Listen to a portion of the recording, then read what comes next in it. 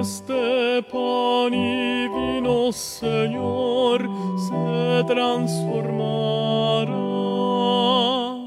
en tu cuerpo y sangre, Señor, de nuestro manjar. Gracias al sol y al labrador, en el altar florecen hoy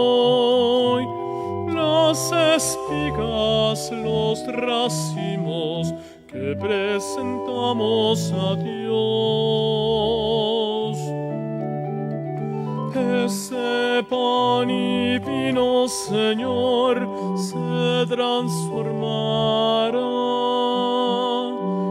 en tu cuerpo y sangre, Señor, de nuestro manjar. Lo que sembré con mi dolor, lo que pedí en mi oración, hoy son frutos, son ofrendas que presentamos a ti. Este pan y vino, Señor, se transformará en tu cuerpo y sangre, Señor,